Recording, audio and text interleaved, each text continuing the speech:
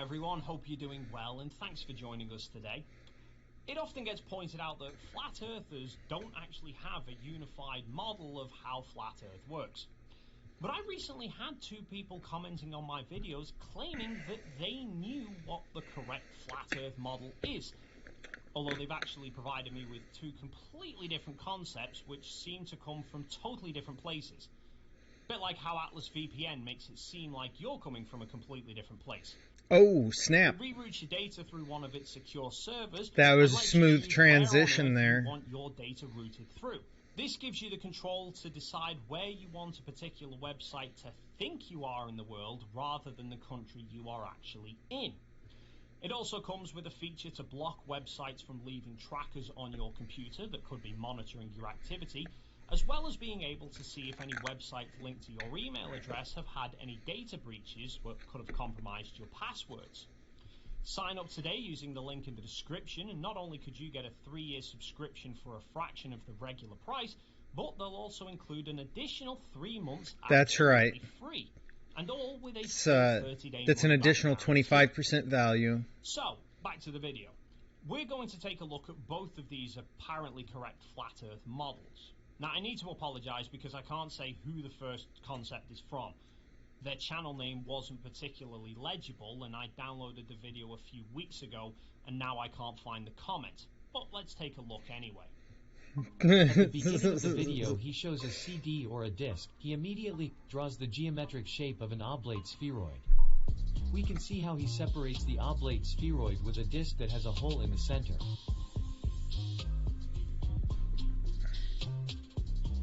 So we don't live on a globe, we live on a CD inside a globe. Below, he draws a circle with a swastika Oh, inside. no. He immediately paints it completely black. What?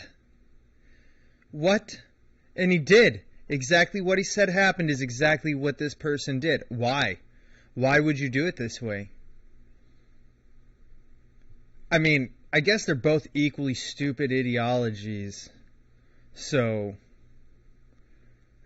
it fits, but just come on now.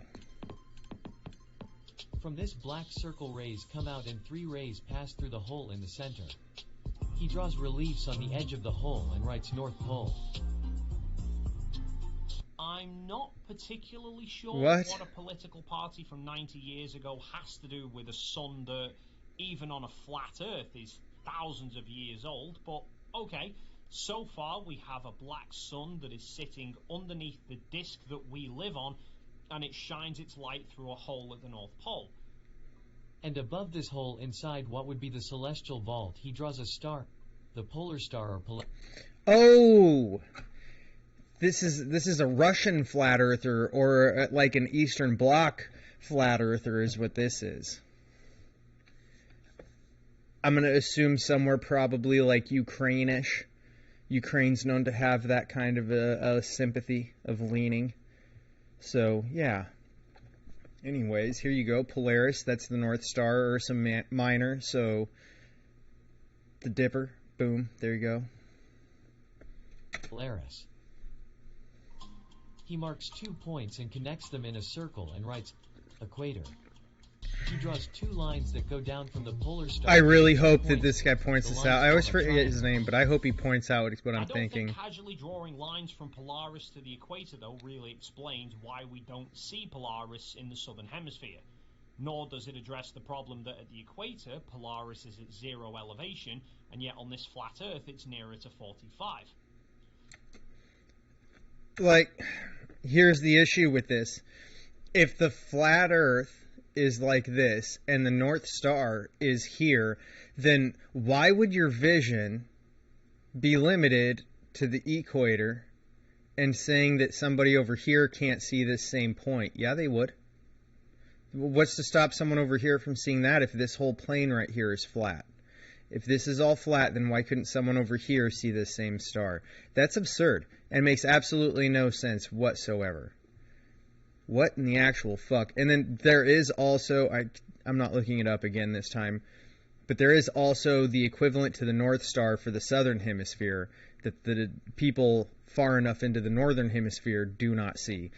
Where's that at? And why is it that you can't see that once again across this flat plane of existence from way over here if that star is somewhere on this outer edge, and that's the reason that only people far enough south can see it?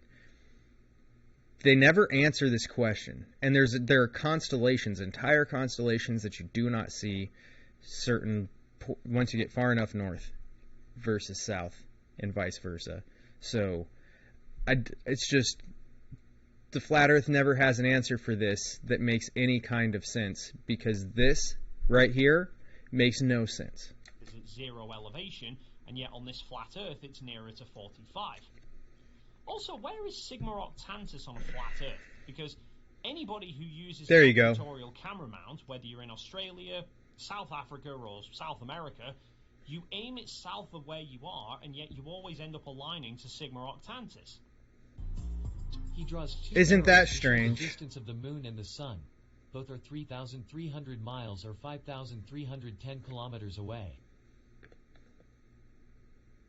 I've actually done videos in the past debunking the workings of a sun or moon 3,000 miles high because of things like the angular size change that it would cause. It would basically make the sun and moon almost half in size as they got further away. And I've actually had flat earthers accused That actually of makes being sense. a liar and disingenuous for stating those figures of 3,000 miles, because apparently flat earthers don't claim that they're that close. Of course, we know the moon isn't actually 3,000 miles away because we can measure the parallax of it, even if the Earth is flat. A while back, I took some observations that people had posted online where they'd used parallax measuring but based the calculations on a globe to get a figure of over 250,000 miles. So I reworked their maths but based it on a flat Earth and got the moon to still be 165,000 miles above a flat Earth. He draws continents on the surface. See, though, the problem is, with the flat Earth model, they need to either state that there's a firmament and there's a projection on that and that these things aren't actually there, or they make the argument that these things can't be outside of that firmament or it would not impact us. It really just makes no sense. But here we are, all of us together, fighting off nature's desire to give us an aneurysm for this kind of nonsense. And on the other side as well. He points both sides and writes, same. Below he writes Summerland. So they've said the underneath of the disc Oh, is God. more land that they're calling Summerland and that it's the same. I'd be interested to know, is this an exact mirror of Earth? Does it have the same continents? Or are we talking about completely different land masses? Does anybody live there? If so, are they completely different people, or is it suggesting some sort of parallel universe where right now there's an alternative me doing a video about being on the underside of their Earth with a black sun in the sky? And then how are they staying stuck to the floor if they're inverted to us? Does gravity exist on that side? Get ready for the Yep. busiest summer ever at Circusburg. Yep. He points out the rake. Okay, so he didn't continue this thought, but...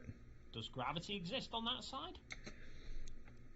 And that's the problem with this entire model that's supposed to prove everything because it's accurate for flat Earth, but yet a large amount of flat Earth videos and flat Earth theory says that gravity is completely made up. So I guess on this underside of the disk Earth, inside of the globe, or I guess circular firmament, I guess is what it's supposed to be, that gravity exists on that side, but not ours, apparently. We're all living in La La Land over here, apparently. Good Lord. He points out the ray coming out of the black sun toward the moon, and then he erases the face of the moon. What? He makes signs explaining that the sun doesn't light up the moon. Who does it is the black sun. He draws rays coming out of the black sun and writes Northern Lights. So the black sun is causing the northern lights, and is also apparently what is lighting up the moon to cause its phases rather than our own sun. A few problems I'm spotting here though is, if the black sun is causing the northern lights, wouldn't they be happening all of the time? Or how would we be able to monitor the solar activity of the black sun to know when the northern lights are going to happen, since we tend to know in advance when they're likely to be active? Weird. Also, what causes the southern lights? Southern hemisphere really does cause problems for flat earthers. We have the aurora borealis in the northern hemisphere, but there's also the aurora australis, which appears in the southern hemisphere. Explained on a globe as the Weird, same thing isn't it? happening as the northern lights, but just over the south pole instead. But on a flat earth, it would fully encompass the outer edge of Earth without being visible north of the equator. How is this black sun causing that? As for the black sun causing the moon's phases, that might work for that one particular diagram, but the moon's orbit doesn't hold a constant distance from the North Pole.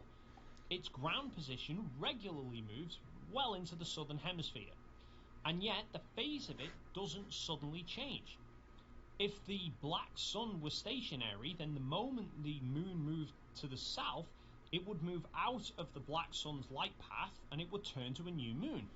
So the southern hemisphere would barely ever see anything more than a quarter moon, and we would only ever get a full moon when it was directly over the North Pole, which it doesn't do.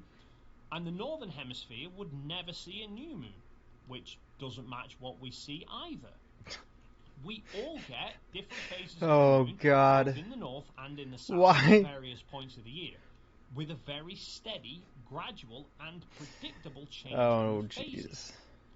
The black sun would have to move towards the North Pole to keep line of sight to the moon when it went into the southern hemisphere, which happens on a monthly basis. But that would then open up the angle that its light could shine through and would wind up causing the northern lights to appear over the equator, which doesn't appear to have happened in over a century. I'd also like to see their suggestions as to what mechanics are directly linking the position of the moon to the position of the black sun, without apparently being affected or affecting our own sun. Plus, the northern lights would get much brighter when the moon was in the southern hemisphere because it would have pulled the black sun closer to us. I'd also feel sorry for the people on the other side who get the black sun almost dropping on their heads once a month just to keep our moon illuminated. Puts a whole new meaning to the phrase their time of the month. So, an interesting concept, but still one with a few major plot holes in the design. And one that he hasn't even pointed out. How the hell do you have a black sun emitting light? And if it's emitting light all the time through the center of the Earth, why is it that places like Iceland, Greenland, Alaska, portions of Russia, why are they not just constantly bathed in light? Why do they have nighttime at all? This makes zero sense. This is probably the worst flat Earth model I think I've ever seen anybody present at any point in time. I prefer the One Piece world over this, and I think that one's hilariously ridiculous as well. Maybe the second real flat Earth model can address them, which comes from someone called Daz Nez.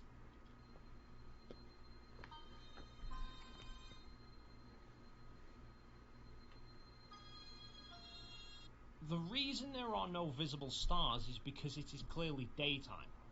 The camera has its exposure settings set for correctly exposing the daylight, which is then making the stars too underexposed for the sensor to detect. Take a look at a high altitude balloon launch done at night and you'll see lots of stars. Yep, that's how that goes. Who'd have guessed?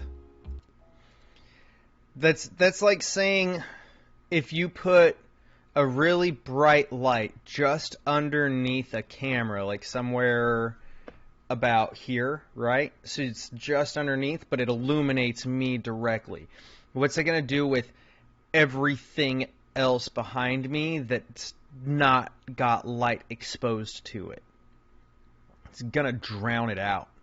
It's going to oversaturate the thing that has light on it. In that example here, the Earth is overexposed, which is why you get this glow. And because this is all overexposed, the camera has to either adjust to this overexposure or this underexposure. It cannot adjust to both at once because it is one system. We don't have it set up for that. And to be honest, I don't know of a camera that's capable of doing it with the things that I had knowledge of in my time in the Air Force. I don't know of anything that would have done this. That doesn't mean that like we don't have something for satellites that might be capable of capturing both exposure ranges.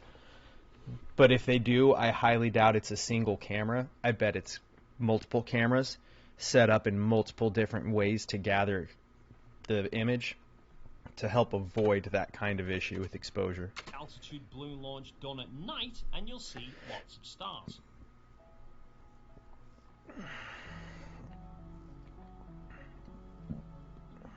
Ooh, now this is interesting. A flat earther stating that a flat-plane circular Earth is wrong. I know I'm going to get accused of straw manning by flat earthers who say they don't claim that that is the flat Earth map, even though they aren't prepared to show us what flat Earth map they do actually claim is true. However, the map projection is big true. Irrelevant. We're just talking about the concept of Earth being a flat circular plane. What you project on it doesn't matter. But DasNez does at least acknowledge the points that many people like myself have raised about what is wrong with the circular flat Earth. Flights around the southern hemisphere that require speeds far beyond the capabilities of current commercial aircraft. No sign of Polaris in the southern hemisphere, and stars rotating in different directions, north versus south. So what is his working flat Earth model?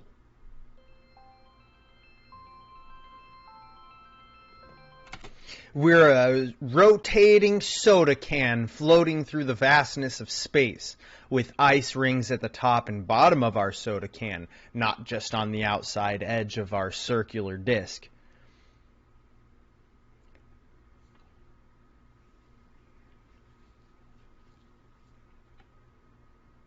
The lengths you have to go to say that we're not a globe or a sphere, and to instead exclaim that we are a floating cylinder.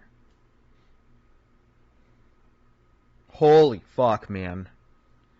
That's literally like you're half in and half out of like the reality of the globe Earth and the ridiculous theory of the flat Earth. You're literally straddling that system of those two opposing thoughts and just completely taking a massive L all the way around. That is impressive. Absolutely impressive.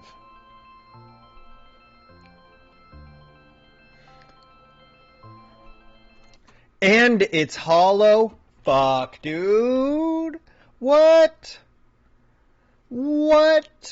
So the ocean is just somehow existent with nothing at all underneath it to keep it whole. It would fall right the fuck into nothingness, like we're living on Halo, but you know the outside ring of Halo, where it's actually just a metal construct and it's the inner ring that has all like the atmosphere and the plants and the structures. That's all the inner portion of the ring. Not here. This has none of the structure of what was created in Halo for anything to stay stuck to at all. This is just good luck. The fuck? How do people that think this way ever have like a brain scan done to make sure that they have synapses that are firing at all?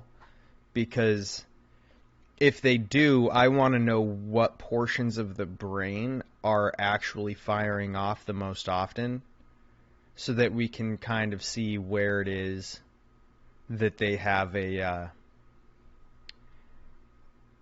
a lot of activity taking place in their brain and kind of get some kind of a look at where their brain is functioning the highest versus the lowest.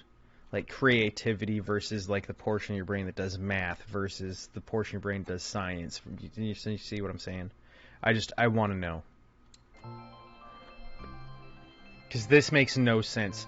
Like, and even if you look at the light exposure, oops, wrong button. Watch the light exposure from the sun, and keep in mind that sometimes Alaska right here has sunlight for like a full month.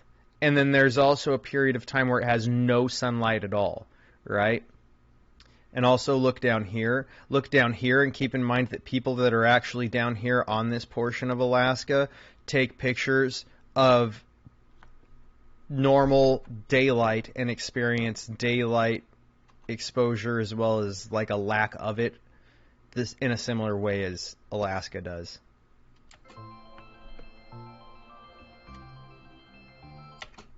Where's any of the sun hitting Antarctica there? They might be able to see the sun, but it would be dark as fuck, would it not? How about Alaska? And then it just passes by. See how fast that goes by it as well? It's not... It would have to stay right here for about a month, and that means that nobody else over here would have light at all because the sun would be stuck here. This makes zero sense. A fourth dimension. So apparently the Earth is a flat Mercator, but thanks to the fourth dimension, when you travel east or west and you reach the end of the Earth, it transports you instantly back to the other side. So it's behaving like the Earth is a cylinder that's on an endless loop, but it's actually flat. But oh, so it's even more dumb than I thought. It's not a cylinder. It's not a soda can flying through space. It's actually just flat, but the sun just comes by, and the moon comes by, and the sun comes by, and the moon comes by, and sometimes they come by together. But somehow it comes back around, but it's like looking at a scroll, and that's what the Earth is on. What the fuck, dude? Oh my god. These people can't be real. it doesn't work if you're going north to south. If you take the Mercator projection and roll it into a cylinder north to south, travelling south from Australia would cause the fourth dimension to spit you out north of Russia. Instead, you're at the south of Argentina. Why is there a significant shift when you're crossing through this dimension north to south, but no shift in latitude when you're travelling east to west? Oh no. Seems like someone's cherry picking here. I was actually quite annoyed when I first saw this concept because I was close to having something similar done for an April Fool's about a working flat Earth model. Oh no. Except my idea was, rather than having a fourth dimension moving you around a single Earth, was instead to have endless repeating Earths in all directions. Don't worry, that doesn't actually work either. The concept is an intriguing one, and I applaud Dasnes for the mindset to admit you can't just ignore major problems with a model because they're inconvenient. However, his own 4D flat Earth still has some serious flaws. For starters, it's based on the Mercator, which doesn't have accurately scaled distances all across it. The accuracy changes as your latitude changes, so there is still no accurate flat Earth map. Nor does it address the star trails that he himself raised as a problem with the flat circle model. How are the stars travelling over a 4D flat Earth that caused them to appear to rotate in opposite directions, north versus south? Or where is Polaris? If the Earth is physically flat, then Polaris would still be visible south of the equator. If it's a cylinder, then it would appear at the horizon for everyone. And whilst plane flight times might be more realistic compared to the flat circle idea, why would planes be travelling in great circle routes over the Mercator? It's almost like the flat Earth is acting as both a cylinder east to west and north to south at the same time. Oh shit! But then you'd have a globe! Oh no! it's crazy to think that that would be the end result of thinking that we live on some soda can. Holy shit, man. Crazy. I don't know how you possibly came to this wild assumption that the Earth is round. Other than the fact that it makes far more sense. Holy shit. People are for a working flat Earth model continues. Something else. Thanks once again for joining us today. Feel free to leave your thoughts in the comments below. If you enjoyed this video and you haven't already done I so, didn't then please follow consider him. hitting the like and subscribe Oh, button. he And hosted hopefully on the other see you channel, in the that's next why. video. Good lord. You know, when I was a kid, my dad would often say, "You are completely and utterly surrounded by idiots." And the older I get, the more truth I find exists within that statement than I ever possibly realized. It's actually a little astounding.